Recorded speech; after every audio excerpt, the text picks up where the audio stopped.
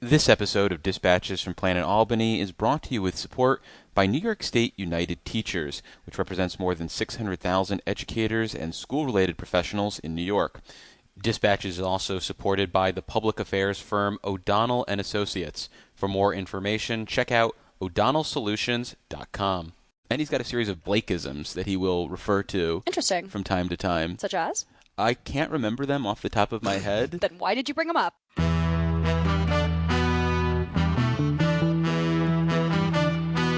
I've also declared war on potholes, so here's the first shot across the bow. Well, as you know, with Planet Albany, there's always something that makes the planet turn. And it's this amazing view of D.C., and Eddie Vedder comes out. And he goes, "You have a cigarette?" And I've never smoked in my life, but if I had, I wish that was the moment. And this strategy takes us from potholes to knotholes. I would like to say it was a pleasure, Mr. Kim. But I'm on the road.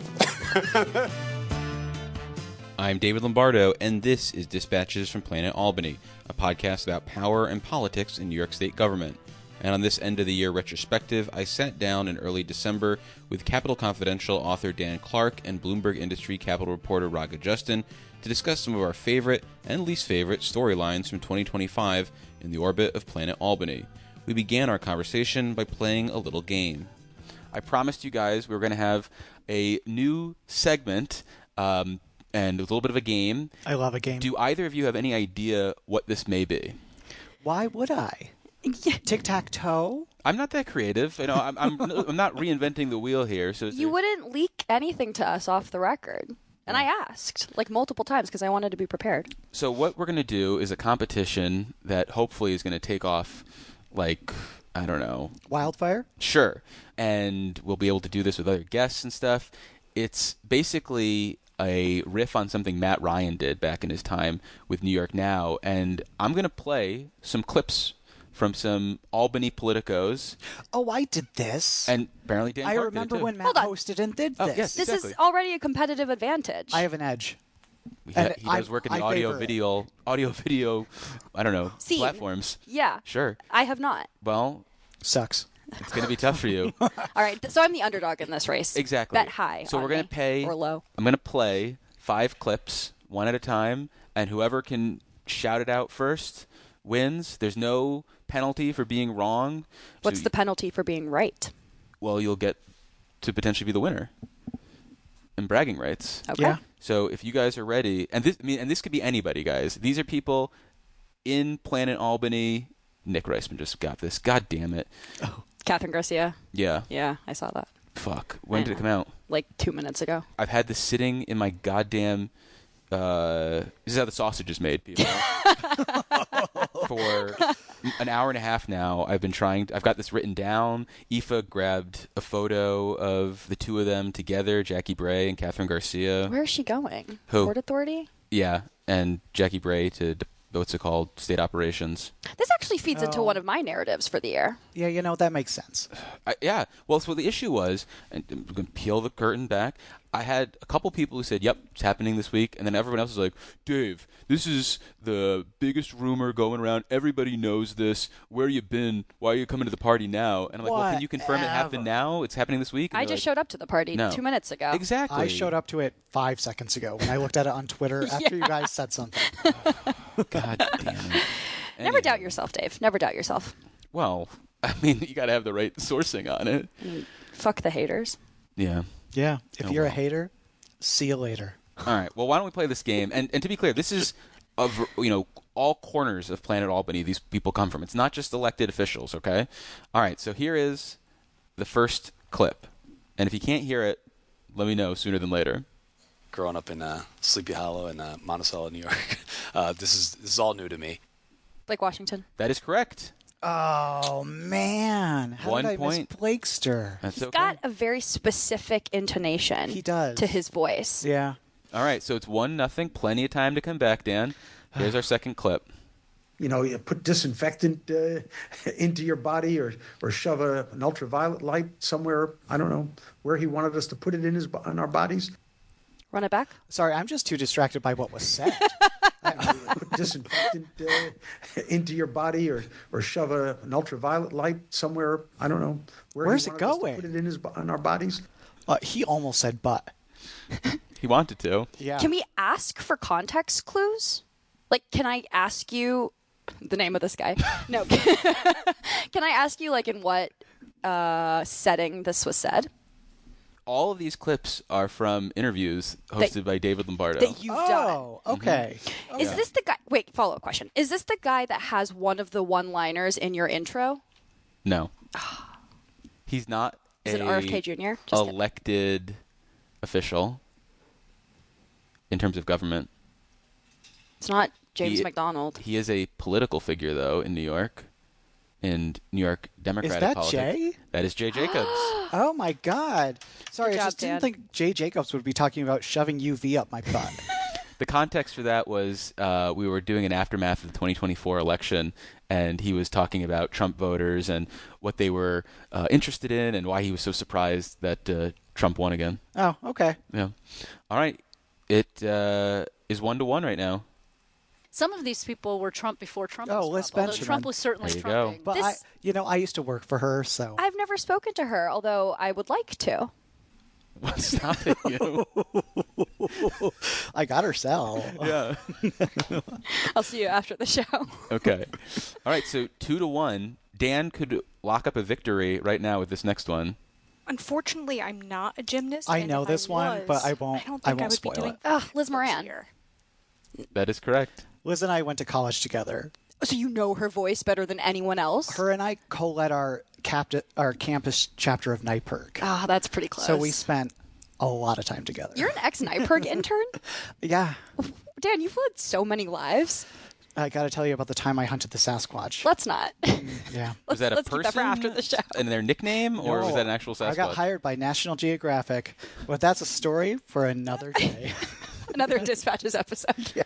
Well, thanks to Dan's charity, we have a 2-2 race, and whoever gets this next one, it's a 7-second clip. Here you go. You know, he makes this statement like, Oh my God, Tom DiNapoli. the only ones operating. I've also never spoken directly to Tom DiNapoli, and I would like to. You've been here for, what, like 3+ years? Yeah. He's one of the most accessible politicians I'm aware. ever. It just never came up. Like, you have to turn him away, essentially.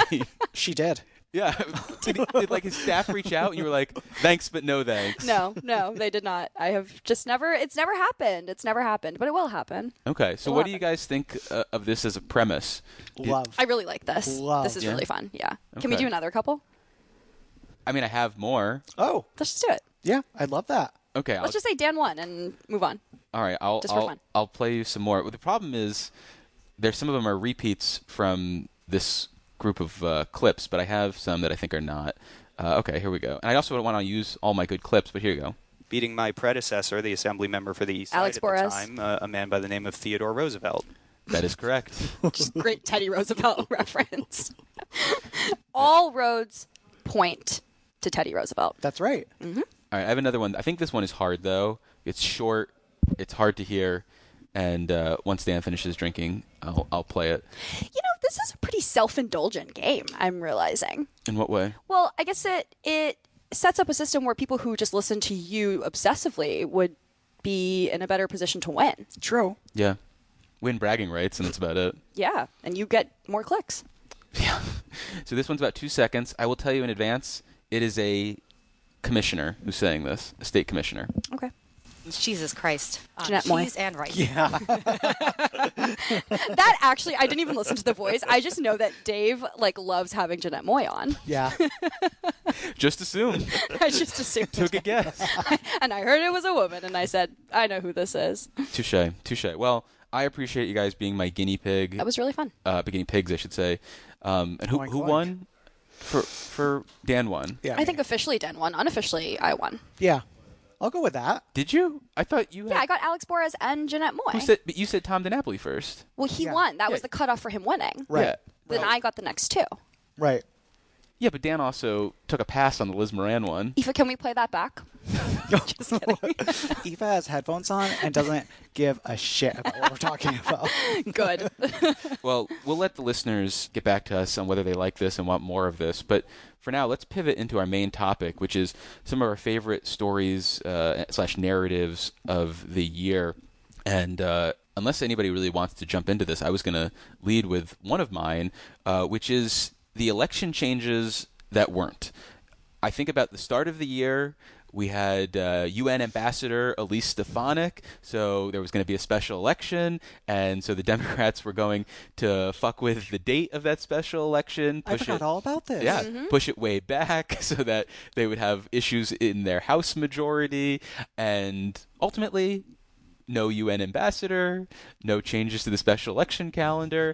And then the other one I'm thinking about is redistricting, which still might happen in 2026. They still might mess around with the constitutional amendment. We flew out Texans for that. Yeah. That's crazy. Yeah. And I just like how there were things that were so of the moment, so of the zeitgeist right then. And it's like, taking up all the oxygen in the room. We were talking about the bad government, those Democrats, and how they were going to twist things around for their own advantage. And then, nothing. I mean, to be fair, it's happening in other states, right? Like, it's just not in New York. Because we're sort of, by process, limited on what we can do with redistricting. By we, let me clarify. By we, I mean the state Democrats. Like, they don't. I don't think anyone thought of you. Okay, good. Just want to clarify. 64th Just clarify, state senator. nonpartisan. But yeah, I mean, they literally are. They can't do anything until Jen. You know way more about this because I remember you writing about it while I was. They can only do it once a decade unless there's a court order. And what's the other condition? I think just a court order. We don't have an independent commission or anything. No, we do. Okay. It's literally called the they have Independent Redistricting Commission. Thank you. Thank you. Although I refuse to call it that, and I call it the Bipartisan Redistricting Commission, since it's so just evenly divided between Democrats and Republicans. Right. And how independent that is remains to be seen. 2 Republican plus 2 Democrat equal independent. That's good math. Thanks. I appreciate that. You're welcome. This is Dave chiming in from the future to let you know that the portion of the conversation you're about to hear, actually all of the conversation, was recorded prior to Representative Elise Stefanik dropping her bid for governor of New York. Well, what, if anything, would you guys like to share? Well, you know, that reminded one of mine. I grabbed the wrong notebook, so this is blank. One of mine was the ups and downs of Elise Stefanik. Sure. It has been quite a rough road for her this year. She got nominated for UN ambassador, did a whole farewell tour of her district, like a whole waving goodbye, and then she had to stay in the House, which I cannot imagine. Well, now she's still beefing with Mike Johnson. Oh, yeah, of course she is. She's going to beef with him forever. I hope so. So she spent the whole summer being like, I might run for governor, but I really am. Mm-hmm. And then she announces, and now here's Bruce Blakeman coming up from behind and might push her out the nomination. I could not imagine being Elise Stefanik and having the prospect of having my ambassadorship yanked away from me and then having my Republican nomination yanked away from me. And because of that, I wouldn't be able to run for re-election to Congress. So what do I do now? I mean, it really begs the question of why she's still so in with Trump after he's sort of repeatedly, I don't know, hold the rug out done her under dirty. Yeah. I mean, Bruce over Blakeman's and great. over. She's great. Right. You see what happens to Republicans who go against him, though.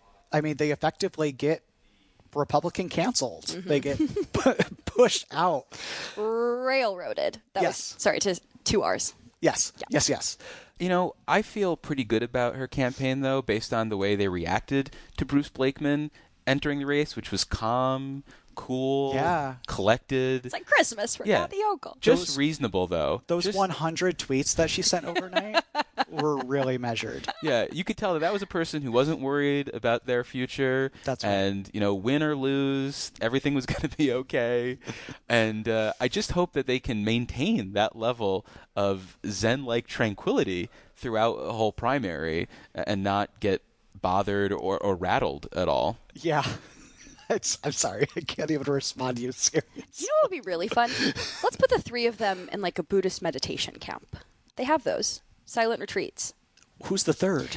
Kathy Hochul. Oh. Bruce Blakeman. Elise Stefanik. Kathy Hochul would burn that place to the ground. She is go, go, go all the time. Oh my gosh. I don't think that she could sit for a Buddhist meditation camp. I don't think she could either. That's true. Like the Energizer Bunny. For the holiday season, Dispatches from Planet Albany is offering a special gift when you support the show. A $50 contribution or recurring commitment of $5 a month gets you a 12x9 poster celebrating life in Planet Albany. More information, including a link to donate, can be found wherever you listen to this podcast. Support for Dispatches from Planet Albany provided by National Fuel. Natural gas delivers affordable, reliable energy to millions of New Yorkers every day. Trusted utilities are committed to keeping homes warm, businesses running, and communities thriving. Natural gas is a critical part of an all-of-the-above energy strategy, one that prioritizes sustainability for the Empire State's future. Learn more at betterplannobans.com. Well, because you mentioned the governor, and we were kind of talking tongue-in-cheek about people's over-the-top reactions, I'm going to use my host prerogative to pick another one of my favorite things, or I guess it should be one of the things I've loved to hate in recent months, which was, as part of this idea that everyone needs to be authentic, we've been getting cursing Kathy Hochul, and it's extended to beyond her, where her team has begun saying things are shit or bullshit, and it drives me fucking insane. Do you think it's performative? I think it's so performative, and if I can peel back the curtain on my own life a little bit, I curse. An avowed cursor. My mother curses. Mm-hmm. My father does not curse. And a house divided. Yes. Yeah. And as a teenager, one time my dad was very flustered because I had cursed and started like saying, well, you'll say shit and this and that. And it was ridiculous. It was like an elephant trying to sing opera or something. It did not work. It did not make sense. And this is what I think of sometimes when I see these statements and hear the governor begin to curse. Because once, okay, I believe it. The moment called for it. But every single time, it's like, come on. You think she's sitting in these 8 a.m. meetings she's having with her staff, and they're like, remember, put out that word. 2 bullshits today. Yeah. That's right. Yeah. Be authentic. Be authentic. I've only heard her say bullshit, I think. Yeah, but allegedly... she tweets it sometimes, doesn't she? Not she, but... Yeah, but allegedly this is how she is in person. She, in some of these meetings, is a little more tongue-in-cheek, but I don't know. I'm not buying it. I mean, how do you guys process this? Honestly, to me, the first time that she said a curse word that I can remember is when Brad Lander was arrested. Mm-hmm. She called that bullshit. When she said that, it surprised me a little bit.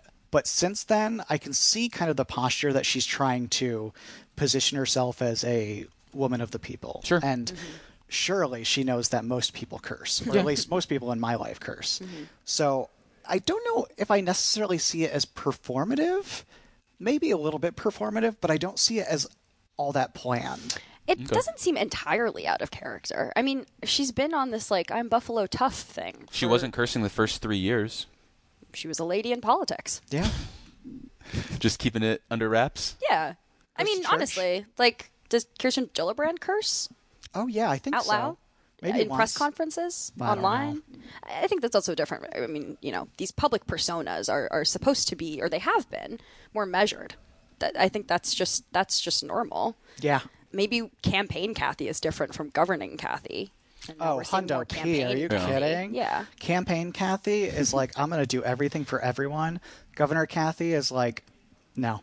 Sorry, can't do it. Yeah. Wouldn't be prudent. Right. Exactly. Wouldn't be fiscally responsible. Wasn't she, like, kind of dogged on in 22 for not being tough enough?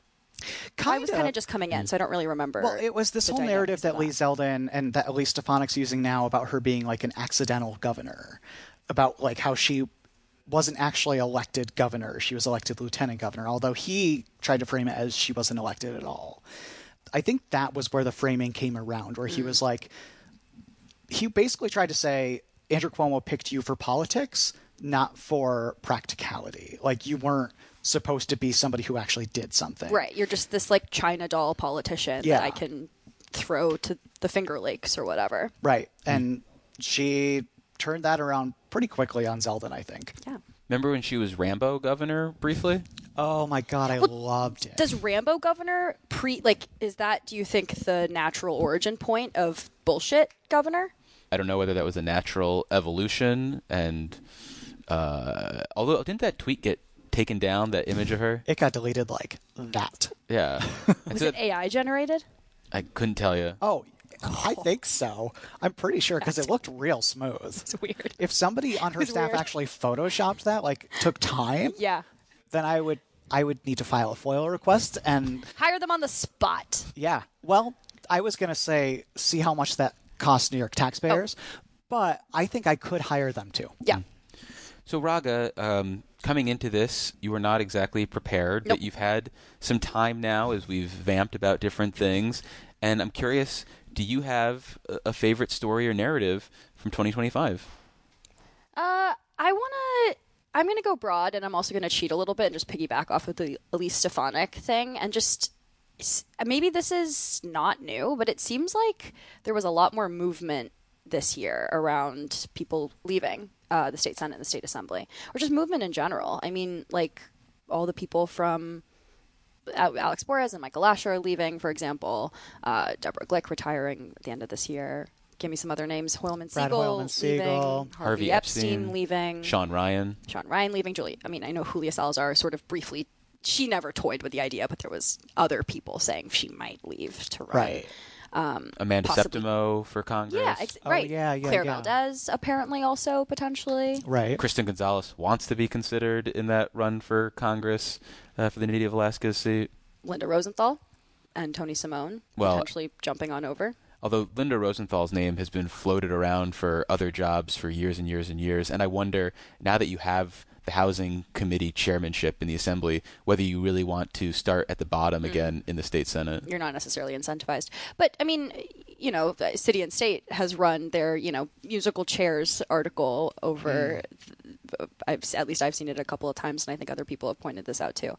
Again, I don't know if that's anything new. Maybe this is just a natural the way things work around here. There's waves in and out, but to me, I was like, that's a lot of movement. I don't know. It depends. And to your point about Hoylman Siegel, I think that's interesting in that he's Judiciary Chair. I have no idea who they're going to pick. There are 8 attorneys in the Democratic Conference. Presumably, the chair will be an attorney. I can't imagine they wouldn't choose an attorney. But if they pick another chair to another committee, that could set off a whole round of musical chairs to get people moving. My prediction is either Luis Sepulveda, who does not currently have a committee that is very desirable, or Andrew Gennardis, who also does not necessarily have the most desirable committee, and thus you might only see limited changes at that. Sean Ryan has small business, economic development, something like that, like another one that people are not going to be clamoring for amongst the Democratic majority. I think Gennardis. Yeah. Is he a lawyer? Yeah. Have we talked about this on the show before? I don't know. Probably. Well, sometimes, and listeners may know this, but Dan's been on a little more frequently than you, and in a previous episode, Dan and I actually talked about this. Oh, actually. Oh, okay. This just comes up. Sorry, Andrew and team. Yeah, with Patrick Wilds over at the Albany Government Law Center. Oh, yeah. Okay. I'd like to say my absence was noted and missed. My absence was missed. Yeah. Noted. Yeah. Not missed. I was not missed. So we've gone, I think, this entire segment without mentioning Andrew Cuomo or Zoran Mamdani, who I think were two of the big players this year and had real sort of, as one was falling, one was rising. I mean, coming into 2025, Andrew Cuomo seemed like he was going to be the once again future of the New York Democratic Party, and he was shown the door by primary voters, shown the door more emphatically in the general election, and Zoran Mamdani is now the New York City mayor-elect as we record this, and I think that kind of also coincides with this up and down, although it was down then up, sentiment around the Democratic Party in New York and around the country, because after the 2024 elections, Democrats were doing a lot of soul searching, their numbers were way down, and I think heading into the 2026 elections, with a review from 2025, it was, the Republicans are ready to go. They're ready to take down the Democrats. And then fast forward to November, and Democrats are making inroads all over the state, and they're back on top again. Everyone's like, oh yeah, I forgot about that enrollment edge. I forgot about how things seem to shift when it's a midterm and the Republicans control the White House. So I really love that. And coinciding with that is the fate of one of the voices we heard, Jay Jacobs, because there was this speculation that when he broke with the governor on not endorsing Zoran Mamdani for mayor, people were like, oh, he's out. You can't show up the governor like that. Nah, bro. That's not how it works. But to me, and I was telling some people this, ultimately, as long as he has the governor's back at the end of the day, he's going to be safe. And that's what we saw this fall when people were like, hey, Governor, Nassau County, Dems didn't do so great. You worried at all about keeping Jay Jacobs on? No, we can keep him. I love it. Yeah. I hope he never goes away. I don't think the soul searching has gone away so much as it's trying to keep both sides happy at the same time. And I think that's like the Jay Jacobs and the Zoran Mamdani, right? They want a big tent. Although he didn't want them. He didn't want Zoran Mamdani in the tent. Sometimes you don't want some people in the tent. He said, get lost. Go find your own place. I think Democrats are still doing a lot of soul searching, to be honest with you. Yeah, 100%. I think in New York City, it's different from the rest of the state because Zoran really built something, like from the ground up, grassroots level. He campaigned, like he actually went door to door and like built this coalition from scratch. It's like baking brownies from scratch. It's great, but in politics. Whereas outside of the city, I feel like a lot of the victories that Democrats had were because of Republicans controlling Congress and Trump being in the White House. Zoran, I think, fueled something down there that maybe not necessarily was felt upstate by a lot of Democrats. Something that maybe has been growing for the past couple of years is disillusionment, right? Yeah. Especially among, I would say, younger voters who really showed up and showed out in New York City for Mamdani. To your point, he was like, you don't have to just be a Democrat or just be a Republican. There's a secret third option, which is me. Someone who's young and charismatic and fun and is speaking about halal carts and the price of things in a way that feels a little bit more accessible to like the average 27-year-old New York City voter, which if you walk around New York City seems to be all who exists in New York City. Well, I don't That might just be who you're hanging out with as a 27-year-old. No, it's when I'm walking down the street, I look around and I'm like, these are all people who are in their 20s. Yes. And maybe that's because you don't age in New York City. Maybe that's it. No, with the air, City are of you vampires. kidding? They age twice as fast. Pollution. Oh my the pollution God. effect. No, but I mean, I think there's a lot probably to go into just with like the crosstabs of who was voting for him and who was not. But he was fueled by young people. I think it's a lot of populism, to be honest with you. I think there is a big sense among people that they are not doing as well as people who have comfortable amounts of money. And I think a lot of people are asking themselves, why am I not doing as well as these people? If I'm working 40 hours a week, I, want to buy a house. I want to pay my bills. And I think Zoran really unlocked something when he said, let's tax the rich. And I don't think that billionaires should exist, because your average person, that average 27-year-old who's eating a bagel on the street and has blue hair or whatever, that's what they stereotype much? Wow. Not the blue-haired 27-year-old bagel eater. But that's what they want to hear. They want to hear, because their starting salaries are not good.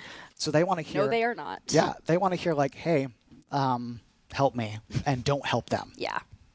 100%. Anti-corporate. Yes. I feel like maybe this is the latter half of 2025, but it feels like that's my whole feed is Lena Khan. That's it. So she's not on my feed. Okay. I'm sorry that I assumed that this was a common experience. Algorithms are algorithms. Algorithms are algorithms, and this is something I guess I have to care about now more.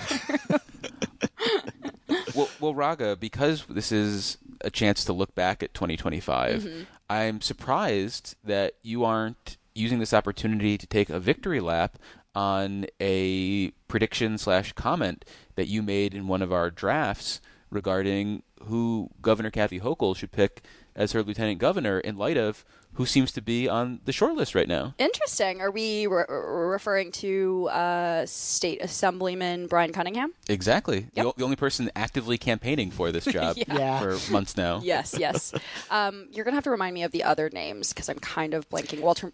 I said Walter Mosley, Secretary of State of the state. And he's not on the short list. I don't know. Correct. I genuinely think that he could still be it. He's just a very loyal administration commissioner, secretary, agency head. And So- she's looking for loyalty above all else, I think. Unfortunately for Dan, we have accountability here. Oh, Dan. And Dan picked Michael Blake, Dan. who currently wants to run for Congress. In my defense, Michael Blake is running for Congress against Richie Torres, who at the time had big beef with Kathy Hochul. Yeah. And my choice was the Queensboro president, Donovan Richards, who everyone says would be a great choice, but just maybe wouldn't accept the role. I see. But there you go. Brian Cunningham, the only name on the list that's still kicking around. Yep. Yeah. Wow. Look at me. Let's see. How else did we do on this? Oh, yeah, there are some tough ones here, guys. Joan Baez. She came back in a big way Oh this my year. gosh. She came back in a big way this year, and We I will talked not about hear Joan anything. Baez on this podcast like 8 times, and I still don't know anything about her. Anything.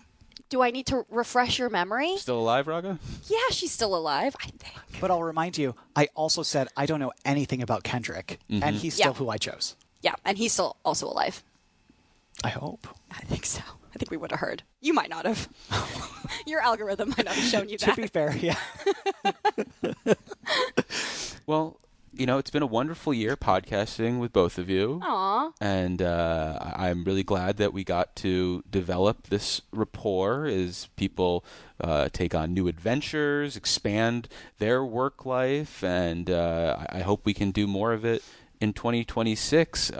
Maybe I'm putting you guys on the spot now, but do you have any resolutions about 2026? Have you set any goals? Do you have vision boards about what it looks Lord. like for To you? never be on the show again. Oh. That's my nightmare. I know, I'm just kidding. That's my It was a goddamn joke. nightmare. I'm sorry, it was a joke. And he was being sentimental, and now I feel bad. Yeah. Yeah. This was great. I think this was the first year that I did this show. I'm not I sure. think this is the first year of this show. In this capacity of having sort of camaraderie, shooting the shit, but this is the third year of Dispatches from Planet Albany. Oh, no. So do you guys want to talk about your favorite episodes from season 1 and 2? Big fan of your work. Big Dave. fan. Big Big fan of fan. your work. I mean, there's a 50-50 shot. Dan's actually been on the show in season 1 and season 2. Yeah, that's true. I actually showed up to the first live taping, I believe you did, at the Bull Moose Club. Thank you. Yeah. You're welcome. And kept coming back, huh? Yeah. Didn't we do one at the We then Moments? did one. Yeah, I remember that. That was good. That was also this year. So much happens. That in was a year. this year? I believe that was this year. Okay. Fact check me, Dave. I don't know. Yeah, because too much happened this year. It's been a Yeah. full one. It's been eventful. Definitely too much. Well, we've been speaking with Dan Clark. He is the author of the Capital Confidential newsletter, and we've also been hearing from Raga Justin, a Capital reporter for Bloomberg Industry. Thank you both so much for joining us. Happy New Year, and I'll see you in 2026. Thank you. My pleasure.